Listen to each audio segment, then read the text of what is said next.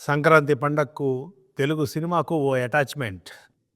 అలాగే ఈ పండగకు విడుదలయ్యే సినిమాలకు అన్న ఎన్టీఆర్‌కు ఓ అటాచ్‌మెంట్. ఆయన వారసత్వ కొనసాగింపుగా బాలయ్యకు సంక్రాంతి సినిమాలకు ఓ అటాచ్‌మెంట్. అందుకేనేమో నందమూరి అభిమానులకు సంక్రాంతి పండగకు కూడా ఓ అటాచ్‌మెంట్. సంక్రాంతి పండుగ జనాలకే కాదు, సినిమాలకు కూడా సందడే.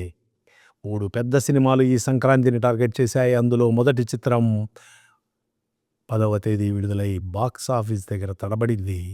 12వ తేదీన అంటే ఈరోజు ఉదయం బాలయ్య నటించిన 'డాకు మహారాజ్' సినిమా విడుదలైంది. ఈ సినిమా ఎలా ఉంది అని చెప్పుకునే ముందు ఒక్క విషయం చర్చించుకుందాం. ఈ చిత్రాన్ని సితారా ఎంటర్టైన్మెంట్స్ పతాకంపై నాగవంశీ నిర్మించాడు. ఈయన నందమూరి అభిమాని. ఈ చిత్ర దర్శకుడు బాబీ కొల్లి మెగాస్టార్ చిరంజీవి గారికి వీరాభిమాని. ఇద్దరి పెద్ద హీరోల అభిమానులు ఓ సినిమా తీస్తే ఆ సినిమాపై ప్రేక్షకులకు క్యూరియాసిటీ ఉంటుంది. అభిమానుల్లో అయితే ఆ క్యూరియాసిటీ లెవెల్స్ కొంచెం ఎక్కువగా ఉంటాయి. ఇక ఇప్పుడు సినిమా ఎలా ఉందో చర్చించుకునే ప్రయత్నం చేద్దాం. ఈ సినిమా బావుంది. ఎంత బావుందంటే అందరూ చూడదగ్గ చిత్రం అంత బావుంది. చిత్ర దర్శకుడు బాబీ బాగా కష్టపడ్డాడు. ఆ ఫలితం పెద్ద తెరపై క్లియర్‌గా కనిపించింది. ప్రేక్షకుల్ని ఆకట్టుకునేలా చేసింది. నిర్మాత ఖర్చుకు ఎక్కడా వెనకాడలేదు. పెట్టిన ఖర్చు స్క్రీన్‌పై కనిపించింది. బాలయ్యను సరికొత్తగా చూడాలనుకున్న నిర్మాత వంశీ కోరిక ఈ సినిమాతో నెరవేరింది. సినిమాలో విలన్‌గా చేసిన బాబీ డియోల్ బాగా నటించాడు. ప్రజ్ఞా జైస్వాల్, శ్రద్ధా శ్రీనాథ్, ఊర్వశీ రౌతాలాల నటన బావుంది. వారి వారి పాత్రల్లో వారు ఒదిగి మరీ నటించారు. సినిమాకు పాటలు ఎంతవరకు అవసరమో అంతవరకే ఉన్నాయి, బావున్నాయి. కొన్ని సన్నివేశాల్లో మాటల తూటాలు బాగా పేలాయి. ఈ సినిమాలోని విజువల్స్ బావున్నాయి. సినిమాటోగ్రఫీ బావుంది.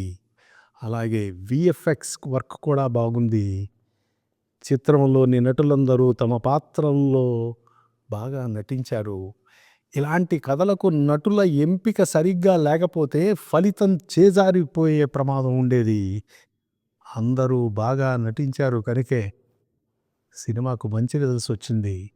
ఇటువంటి సినిమాలకు బ్యాక్‌గ్రౌండ్ స్కోర్ కూడా చాలా ముఖ్యం. తమన్ ఇందులో నిష్ణాతుడు. పైగా తమన్, బాలయ్య కలిస్తే ఇంకేమైనా ఉందా? బాక్సులు బద్దలే. థియేటర్‌లో సరిగ్గా అదే కనిపించింది. ఈ సినిమాలో ఓ చిన్న పాప పాత్ర కూడా ఉంది. ఆ పాప ఎంపిక ఏమాత్రం మిస్ కొట్టినా సినిమాతో ప్రేక్షకుల కనెక్షన్ కూడా మిస్ అయ్యే ప్రమాదం ఉండేది. పాప బాగా నటించి సినిమాకు పాజిటివ్ రెస్పాన్స్ వచ్చేందుకు దోహదపడింది. యాక్షన్ సన్నివేశాలు ఏ మేరకు కావాలో ఆ మేరకు వెంకట్ సూపర్‌గా కంపోజ్ చేశాడు. అన్నీ బావున్నా, అందరూ బాగా చేసినా ఇలాంటి సినిమాను ఒంటి చేత్తో ముందుకు నడిపించడం ఒక్క హీరోకు మాత్రమే సాధ్యం. ఆ హీరోతోనే సినిమా విజయం ముడిపడి ఉంటుంది. బాలయ్య అందగాడు అని మనకు తెలుసు. ఈ సినిమాలో ఇంకా అందంగా కనిపించాడు. 64 సంవత్సరాల వయసులో కూడా పరుగులు పెట్టించే పాత్రలో సినిమాను విజయ తీరాలకు చేర్చాడు.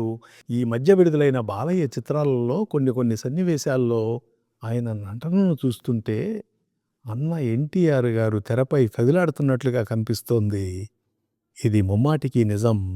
నందమూరి అభిమానులకు ఇలా అనిపించవచ్చు కానీ సగటు ప్రేక్షకుడు కూడా ఇలాగే ఫీల్ అవుతున్నాడు.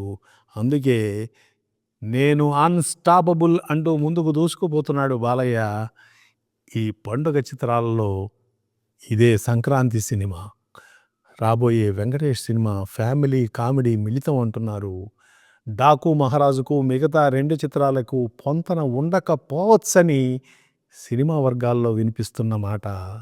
అందుకే సంక్రాంతి సినిమాల్లో 'డాకు మహారాజ్‌దే సింహభాగం'. ఇక మొత్తంగా ఈ సినిమా ఎలా ఉందో చెప్పాల్సి వస్తే బాలయ్య అభిమానులు మా హీరోకు ఎదురు లేదంటున్నారు. సగటు ప్రేక్షకుడు సినిమా బావుందంటున్నాడు. ఇలాంటి సినిమాలకు రేటింగులు కోటింగులు, సమీక్షలు అవసరం లేదు. వాటి గురించి పట్టించుకోవాల్సిన అవసరం అంతకన్నా లేదు. ఈ సినిమా చూశాక ఓ మాట చెప్పాలనిపిస్తుంది. సినిమాలకు 600 కోట్లు, 800 కోట్లు ఖర్చు పెట్టాల్సిన పని లేదు. 60 కోట్లతో కూడా సినిమాలు నిర్మించవచ్చు అని. సినిమా బావుంది. చాలా బాగుంది. నో డౌట్ అందరూ చూడదగ్గ చిత్రం ఈ 'డాకు మహారాజ్'.